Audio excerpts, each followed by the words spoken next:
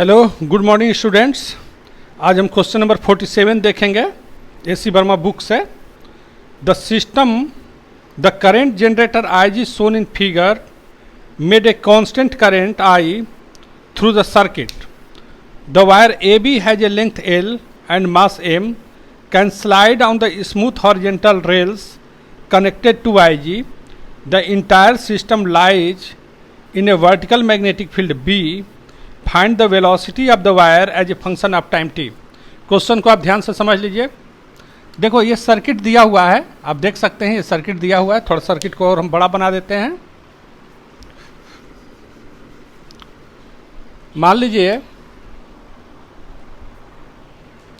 कोई this is uniform magnetic field, this is uniform magnetic field और इस uniform magnetic field में uniform magnetic field, this is uniform magnetic field and this uniform magnetic field we have this circuit and here current generator I G, यहां से current निकल रहा है। This current generator I G, current generator कितना current send कर रहा है आई जी। Now here given a wire AB, wire AB, wire AB में कितना करंट होगा? This one I। देखो बच्चों ये सर्किट है, यूनिफॉर्म मैग्नेटिक फील्ड में रखा हुआ है। करंट जनरेटर करंट कितना भेज रहा है आई जी। जैसे ही ये करंट AB में फ्लो करेगा जो कि यूनिफॉर्म मैग्नेटिक फील्ड में रखा हुआ है, इस पर एक फोर्स लगना शुरू होगा। यूनिफॉर्म मैग्नेटिक फील्ड B है, इस पर फोर्स लगना शुरू होगा और जब बॉडी पर फोर्स लगता है तो उसमें एक्सेलरेशन प्रोड्यूस्ड होता है। एक्सेलरेशन प्रोड्यूस्ड होने का मतलब उसकी वेलोसिटी बढ़ती है। वेलोसिटी बढ़ने का मतलब टाइम के अनुसार वेलोसिटी बढ़ रही है। टाइम के अनुसार वेलोसिटी बढ़ रही है तो क्वेश्चन ये पूछ रहा है कि what is velocity is function of time T. Velocity time के साथ कैसे चेंज हो रही है उसी के लिए हमको एक एक्सप्रेशन निकालना है। तो देखो बच्चों ये करंट जनरेटर है, करंट का डायरेक्शन ये होगा। इस पर फोर्स का डायरेक्शन क्या होगा? फोर्स कितना होगा? फोर्स हो गया F is equal to BIL। आप पढ़े हैं थीटा 90 डिग्री, क्योंकि मैग्नेटिक फील्ड इनवर्ड है और ये है थीटा 90 डिग्री हो गया। तो फोर्स का डायरेक्शन क्या होगा? By Fleming left hand rule. देखो this finger shows the direction of magnetic field. आप देखिए ये मैग्नेटिक फील्ड हो गया। Central finger shows the direction of current, then thumb will show the direction of force. What will be direction of force? This will be direction of force. जैसे ही इसको यहाँ switch on करेंगे, current यहाँ से flow करना शुरू करेगा इस कंडक्टर में A to B। इस कंडक्टर पर फोर्स BIL इधर लगना शुरू होगा। इसका मतलब इसमें एक्सेलरेशन प्रोड्यूस हो गया। एक्सेलरेशन प्रोड्यूस होने का मतलब इसकी वेलोसिटी बढ़ने लगी। तो टाइम के साथ वेलोसिटी कैसे चेंज हो रही है यही हमको फाइंड आउट करना है। तो F इज इक्वल टू हम लिख सकते हैं M into A is equal to BIL। तो this implies A is equal to BIL by F is equal to mass into acceleration. You know A के जगह पर आप क्या लिख सकते हैं? This dV by dt you can write BIL by M। Now after that dV is equal to what? dV is equal to आप लिखेंगे BIL upon M into dt। Now integrating both sides, integrating both sides, दोनों ओर integrate करिए। 1 dV BIL by M dt। देखो dV का integration कितना है बच्चों? dV का इंटीग्रेशन होगा V। कैसे होगा? अभी हम 11th के प्लेलिस्ट में आप जाके देख लीजिए। डिफरेंशिएशन इंटीग्रेशन हम सिखाए हुए हैं, क्लास 11th का भी वीडियो हम बना रहे हैं, उसमें है BIL by M mathematical tools में dt। 1 dt का डिफरेंशिएशन t। अब चूंकि लिमिट यहाँ पर नहीं है तो हम इंटीग्रेशन कांस्टेंट लिखेंगे। अब इंटीग्रेशन कांस्टेंट लिखने के लिए शुरू में at t is equal to 0 starting में वेलोसिटी तो इस कंडक्टर का 0 था। शुरू में वेलोसिटी क्या थी? 0 थी। वेलोसिटी 0, हेंस T 0 रख देंगे, V 0 रख देंगे तो C कितना हो जाएगा? Hence C is equal to 0 हो गया। अब ये वैल्यू आप यहाँ पर पुटअप कर दीजिए, therefore V is equal to BIL by M into T. ये एक्सप्रेशन आ गया, velocity is function of time t। Velocity time के साथ कैसे चेंज हो रहा है यहाँ से आप लिख सकते हैं। तो this was equation 47, question number 47। अब 48 देख लीजिए question 48।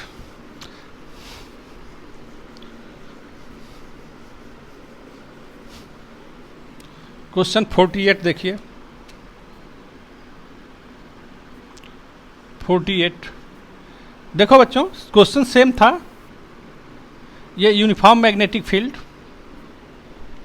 Question was same, uniform magnetic field. आप इसको और फिगर को और इधर बनाइए, यूनिफॉर्म मैग्नेटिक फील्ड।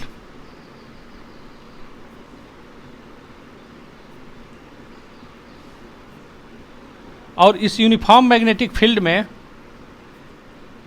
ये रखा हुआ है current generator, this current generator IG, और ये वायर AB है, ये वायर AB है। अब क्वेश्चन कह रहा है कि जो वायर AB है ये इक्विलिब्रियम में है, this wire AB is in equilibrium. Question आप देख लीजिए, कह रहा है ना, the system containing the rails and the wire of the previous problem is kept vertically in a uniform horizontal magnetic field B that is perpendicular to the plane of the rails. It is found that the wire stays in equilibrium. ये wire equilibrium में हो गया। Current का direction क्या है, this is direction of current, तो ये हो गया करंट का डायरेक्शन। नाउ फोर्स का डायरेक्शन क्या होगा, Fleming left hand rule, this finger shows the direction of magnetic field, this finger shows the direction of current, तो फोर्स का डायरेक्शन डाउनवर्ड हो जाएगा। इसका मतलब जो करंट जनरेटर है यहाँ पे वो इधर करंट भेज रहा होगा। तो जब करंट इधर भेज रहा है तो फ्लेमिंग लेफ्ट हैंड रूल आप देख लीजिए, इक्विलिब्रियम में होने के लिए this is magnetic field, this is direction of current, then what will be direction of force, this will be direction of force. यदि करंट का डायरेक्शन हमारा ये है, करंट जनरेटर है, करंट हमको ये मैग्नेटिक फील्ड इधर से भेज रहा है, सॉरी करंट इधर से भेज रहा है, तो इस पर फोर्स का डायरेक्शन क्या होगा, फोर्स का डायरेक्शन अपवर्ड होगा। आप देख सकते हैं करंट का डायरेक्शन अपवर्ड होगा, और जब करंट, क्योंकि thumb shows the direction of magnetic field, और इसका weight mg, that will be downward. Now at equilibrium, at equilibrium, equilibrium में mg is equal to F, और mg is equal to F के जगह पर क्या लिखेंगे, BIL। तो this is equation 1, this is equation 1, इसको आप नोट कर लेंगे। इसी क्वेश्चन में कह रहा है कि इसका मास, AB के मास को हम डबल कर दिए। सेकेंड फिगर में इसमें हम क्या कर रहे हैं, now second situation, in second situation, second situation में क्या हो गया बच्चों, ये मास ज़्यादा हो गया, 2mg डाउनवर्ड हो गया। डाउनवर्ड फोर्स कितना हो गया, 2mg हो गया। अपवर्ड फोर्स तो वही रहेगा क्योंकि करंट वही है। अब ये this will be the net force, net force आप लिखेंगे, नेट फोर्स, नेट फोर्स कितना हो जाएगा, दिस नेट फोर्स ये हो गया, net force is equal to, net force is equal to mass into acceleration. अब इसका मास कितना है AB का, ये 2m हो गया है इंटू एक्सेलरेशन, तो this implies 2mg minus f के जगह पर BIL, f के जगह पर क्या लिखेंगे आप, f के जगह पर mg लिखेंगे, 2mg। अपवर्ड फोर्स कितना लग रहा था, अपवर्ड BIL के जगह पर mg आप लिखेंगे, BIL is equal to 2m into a, तो this implies 2mg minus BIL के जगह पर mg आप लिखेंगे, 2m इंटू a। तो now here 2mg minus mg, that is mg is equal to 2m into a, m से m cancel out हो गया, m से m कैंसिल आउट हो गया, तो a कितना हो गया, एक्सेलरेशन कितना हो गया, g/2। This is the acceleration. इस एक्सेलरेशन से ये डाउनवर्ड आएगा। तो क्वेश्चन कह रहा है ना कितने समय में ये l डिस्टेंस नीचे आ जाएगा, कितना समय लगेगा l डिस्टेंस नीचे आने में। देन वी हैव, हमको दिया हुआ है s is equal to ut plus half at square. s कितना है, इसको l डिस्टेंस नीचे आना है। स्टार्टिंग में तो इसकी स्पीड 0 है, प्लस हाफ a के जगह पर g/2 इंटू टी स्क्वायर। तो ये l is equal to g/4 into T square. इसका मतलब क्या हुआ, this 4l/g is equal to T square. तो t is equal to √4l/g, 2 बाहर कर लेंगे, 2 √l/g। This will be the time, इतना समय लगेगा इसको l डिस्टेंस नीचे आने में। तो इसको आप नोट कर लीजिए बच्चों। नाउ नेक्स्ट क्वेश्चन 49 देख लीजिए।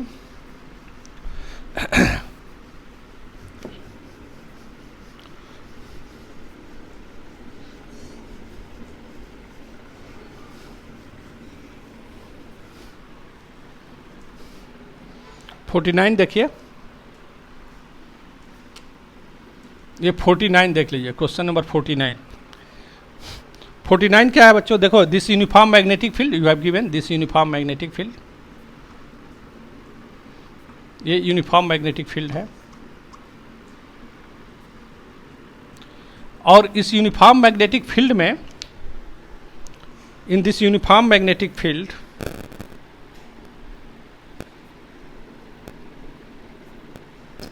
इस यूनिफॉर्म मैग्नेटिक फील्ड में हम किसी स्क्वायर लूप को, एक rectangular loop you have given, this rectangular loop here, rectangular loop पर फोर्स F लगा करके इसको पुश कर रहे हैं, इसको हम पुश कर रहे हैं, फोर्स F लगा के इसको हम पुश कर रहे हैं इनवर्ड। और इस रेक्टेंगुलर लूप का जो विड्थ है वो स्मॉल d है। यहाँ पर कितना है डिस्टेंस बच्चों, ये स्मॉल d है। क्वेश्चन कर रहा है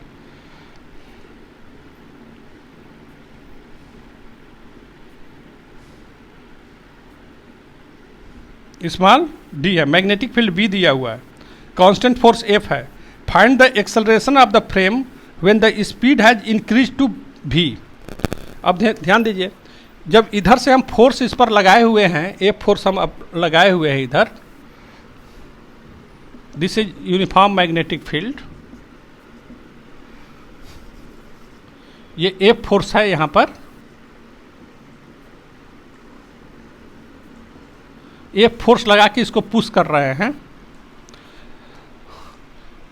फोर्स F है, फोर्स F है। देखो, जब फोर्स F है तो इसकी वेलोसिटी बढ़ेगी, और ये जैसे ही इसमें इंटर करना शुरू करेगा मैग्नेटिक फील्ड में, इसमें जो करंट का डायरेक्ट EMF जो इंड्यूस्ड होगा वो इस ढंग से इंड्यूस्ड होगा कि फ्लक्स के बढ़ने का विरोध करे, क्योंकि जब लूप इसके अंदर आ रहा है तो फ्लक्स बढ़ेगा, एरिया बढ़ेगी, फ्लक्स बढ़ेगा, क्योंकि phi is equal to B into A, area बढ़ेगी, फ्लक्स बढ़ेगा। तो इसमें जो करंट इंड्यूस्ड होगा वो इस ढंग से होगा कि फ्लक्स के बढ़ने का विरोध करे, फ्लक्स के बढ़ने का विरोध करे। दैट इज मैग्नेटिक फील्ड घटना चाहिए, और मैग्नेटिक फील्ड घटने के लिए इसके अपोजिट में होना चाहिए। दैट इज हमारा जो करंट होगा वो एंटी क्लॉकवाइज होगा। ये करंट इसमें फ्लो किया, और इस करंट के वजह से इस पर एक फोर्स काम करना शुरू करेगा। किधर? फोर्स का डायरेक्शन क्या होगा बच्चों? This is magnetic field, this is direction of, what will be direction of force? Direction of force क्या होगा? इसके अपोजिट में होगा। फ्लेमिंग लेफ्ट हैंड रूल से हम मैग्नेटिक फील्ड का डायरेक्शन निकाल लेंगे। जब ये अंदर की ओर आ रहा है, जब ये इस लूप को आप अंदर की ओर लेके आ रहे हैं, जब लूप को अंदर की ओर लेके आ रहे हैं तो मैग्नेटिक फ्लक्स बढ़ रहा है, तो बढ़ने का विरोध करेगा। दैट इज यहाँ पर इसके अपोजिट डायरेक्शन में मैग्नेटिक फील्ड होना चाहिए। अपोजिट, दैट इज ये मैग्नेटिक फील्ड इनवर्ड है तो आउटवर्ड मैग्नेटिक फील्ड होना चाहिए।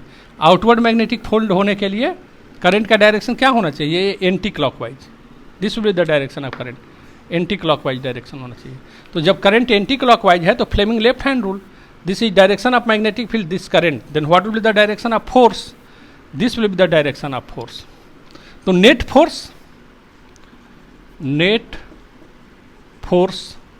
कितना हो जाएगा, एफ आप अप्लाई किए हुए हैं minus F minus small F क्या है, बी आई एल, ये आपको पता है, ये B I L, this will be the net force. अब force is equal to mass into acceleration, force is equal to mass into acceleration. तो यहाँ पर हम ए निकाल लेंगे, A is equal to F by M minus B I L by M, ये हो गया एक्सेलरेशन। तो पहला क्वेश्चन क्या था, वेलोसिटी निकालना था। क्या निकालना था आपको, जब वेलोसिटी बी हो जाए, क्वेश्चन क्या था एक बार देख लेते हैं। What was the question, question था find the acceleration of the frame when it's speed has increase to v। Acceleration निकालना है जब स्पीड इसका कितना हो गया बच्चों, v हो गया। तो i के जगह पर आप क्या लिखेंगे, i के जगह पर bvl, जब स्पीड v हो गया है तो bvl, l क्या है, ये d है पूरा, l के जगह पर आप d लिख लेंगे, d यही तो bvl है, bvl by r, resistance r है सर्किट का, या कैपिटल R कह लीजिए, इंटू एल यहाँ पर D है, ये लेंथ क्या है, D है, लेंथ के जगह पर क्या लिखेंगे, D लिखेंगे। तो A is equal to F by M minus B square V D square by R, by M से डिवाइड हम किए हुए हैं, तो एम से डिवाइड करेंगे तो यहाँ भी एम आ जाएगा,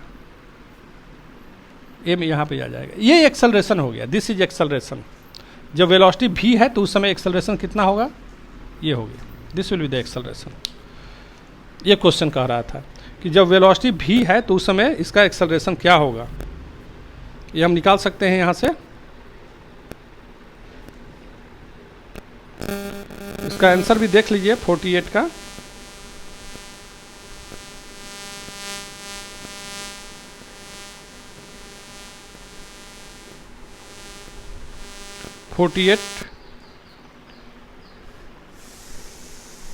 एम आर एलसीएम ले लिए तो F R minus B square, ये लेंथ डी है, डी स्क्वायर, यहाँ पर एल लिख रहा है, कोई बात नहीं, क्वेश्चन में हम देख लेते हैं कहीं एल ही तो नहीं है।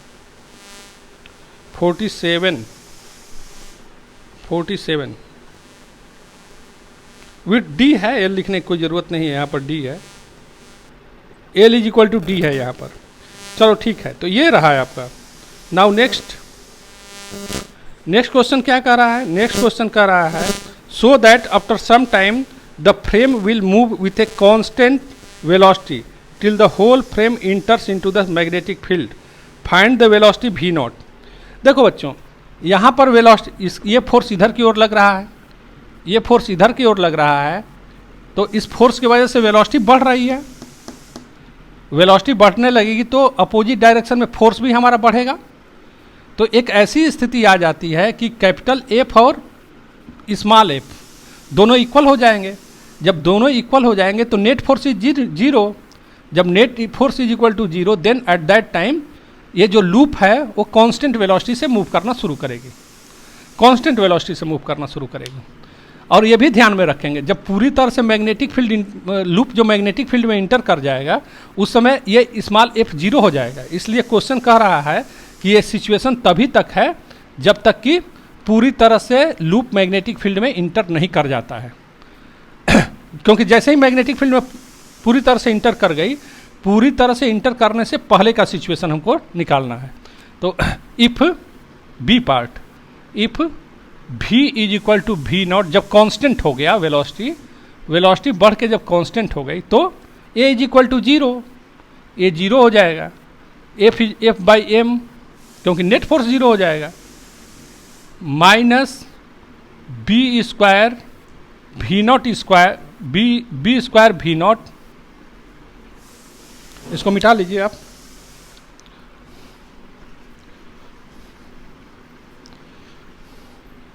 ए इज इक्वल टू बी का ही आंसर है, zero is equal to F by M minus B square V naught D square by M into R.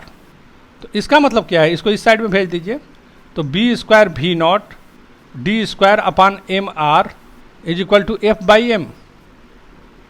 तो एम से एम कैंसिल आउट हो गया। दिस इंप्लाइज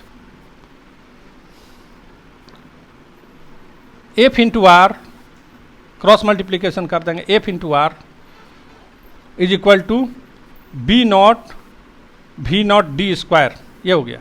तो इसका मतलब V naught is equal to, then V naught is equal to, then V naught is equal to F R upon B square D square. तो this will be the maximum velocity, this will be the maximum velocity. इसको आप note कर लीजिए। Question में पूछ रहा था कि मैक्सिमम वेलोसिटी क्या हो जाएगी, तो मैक्सिमम वेलोसिटी यही होगी।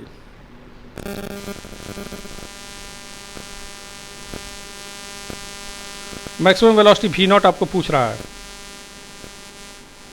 आप आंसर देख लीजिए 48 R F upon B square by D square. ये एल लिख रहा है तो विड्थ तो डी दिया हुआ है ना, where L is equal to D है, इसलिए हम ऐसा कर रहे हैं। L is equal to what, D.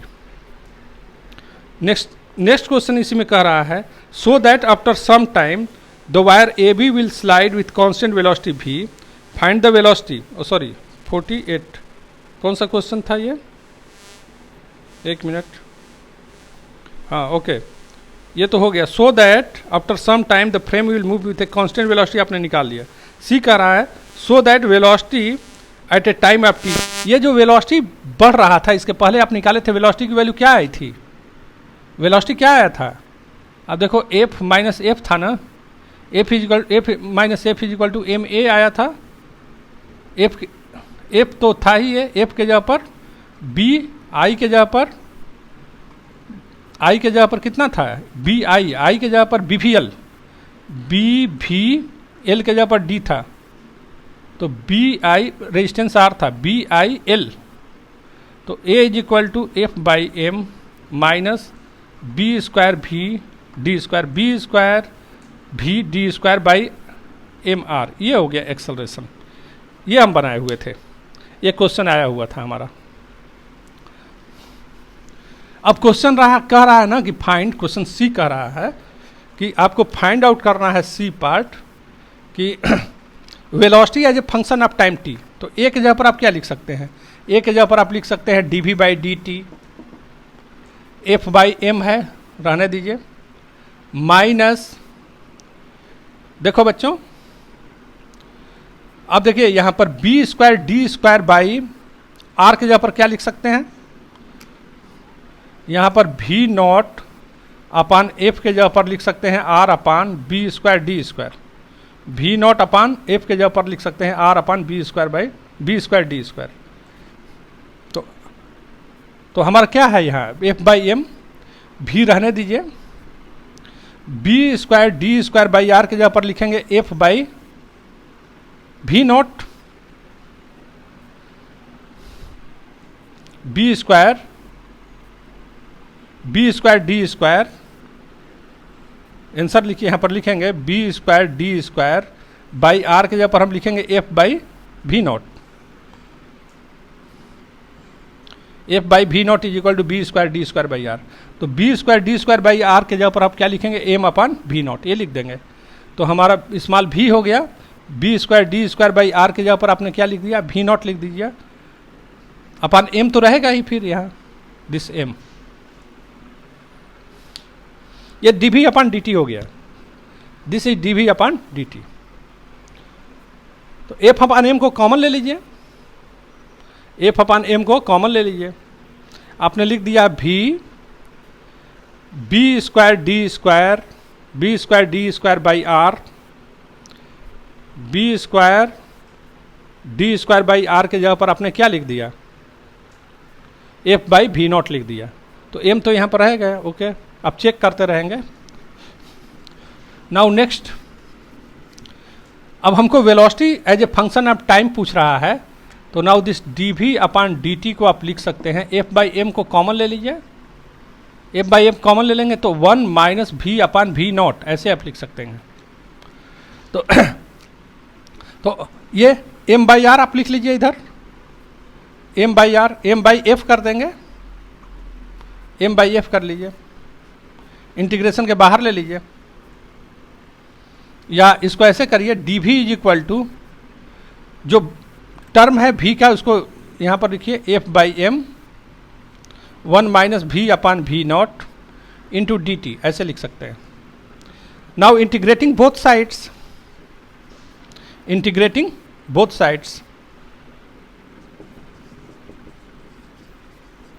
Integrating both sides, दोनों ओर इंटीग्रेट करिए, दोनों ओर इंटीग्रेट करिए. जब दोनों ओर आप इंटीग्रेट कर रहे हैं तो देखो, दोनों ओर इंटीग्रेट करिए, ये ऊपर आप लिख लीजिएगा, हम यहीं पर कर दे रहे हैं, दोनों ओर इंटीग्रेट कर दिया.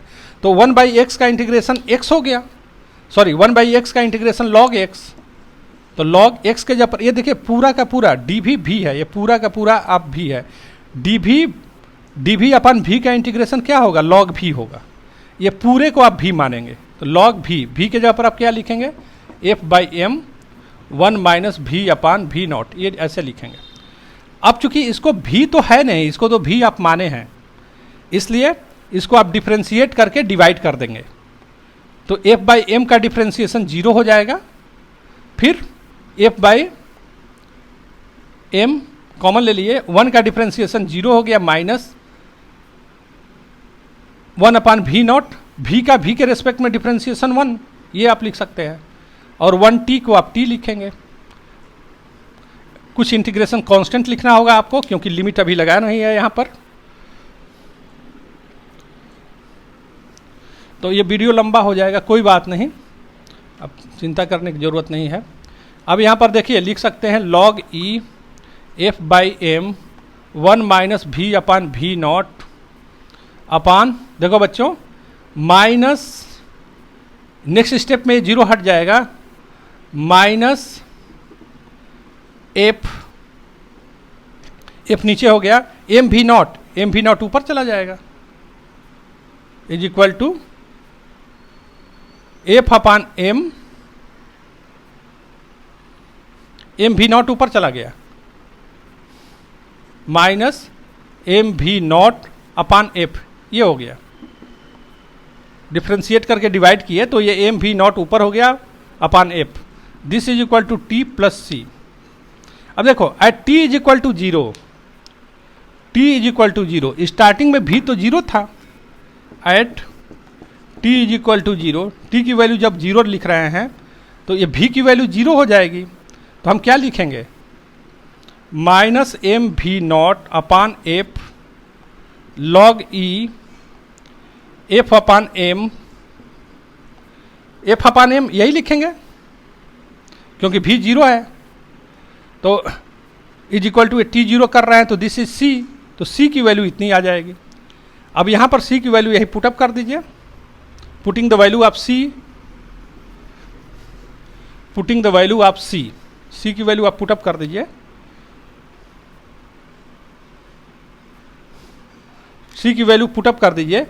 ये log एफ बाई एम आया था ना, इसको डिफ्रेंशिएट कर दिए थे तो एम भी नॉट ऊपर आ गया था, minus m v naught upon F आया था, minus m v naught upon F आया था, प्लस टी. सी के जगह पर आप क्या लिखेंगे, सी के जगह पर लिखेंगे minus m v naught upon f log e f by m. Okay, इसको आप सॉल्व कर लीजिए, इसको इस साइड में भेज दीजिए, तो m v naught by f log e f by M, ये minus m v naught by f log e f by m 1 minus v upon v naught, ये हो गया. This is t. Now after that m v naught upon f को common लीजिए आप, तो this implies m v naught upon f को common ले लेंगे, तो लॉग कॉमन ले लिए तो ये log m minus log n, इसको हम लिख सकते हैं क्या, इसको हम लिख सकते हैं log m बाई n, तो log m ऊपर हो गया, n के जगह पर क्या लिखेंगे, f by m 1 minus v upon v naught, ये हो गया. This is equal to t, this is t. तो f बाई m तो कैंसिल आउट हो गया, f by m cancel out हो गया, f by m cancel out हो गया. देन हमको क्या मिलेगा यहाँ पर m we naught by f is equal to log e 1/1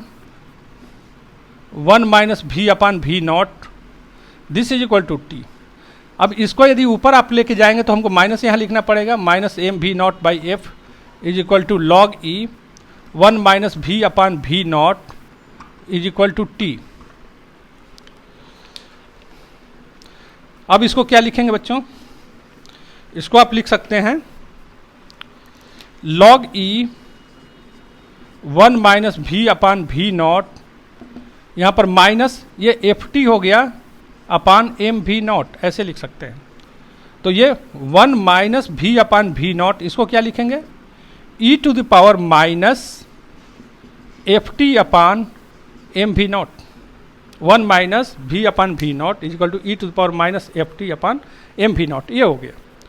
now after that हम इसको लिख सकते हैं ये v upon we naught is equal to v upon we naught is equal to 1 minus e to the power minus F T upon M we not.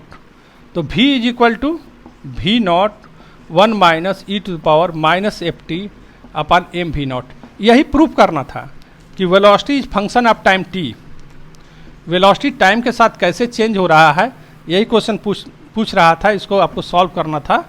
अब देख लीजिए answer में, क्वेश्चन में यही दिया हुआ था, प्रूफ करना था। शायद हम 1 मिनट देख लेते हैं, वीडियो लंबा हो गया, कोई बात नहीं, इस क्वेश्चन को आप कर लीजिएगा, इस क्वेश्चन को जरूर कर लीजिएगा आप। यही क्वेश्चन दिया हुआ था, v is equal to we naught 1 minus e to the power minus F t m we naught, ये प्रूफ करना था। ओके बच्चों, तो ये क्वेश्चन हम और डाल दे रहे हैं, देख लीजिए डिस्प्ले कर रहे हैं। इस क्वेश्चन को सॉल्व करिएगा, सॉल्व करके कमेंट बॉक्स में इसका आंसर दीजिएगा। ओके, अब देख लीजिए क्वेश्चन 1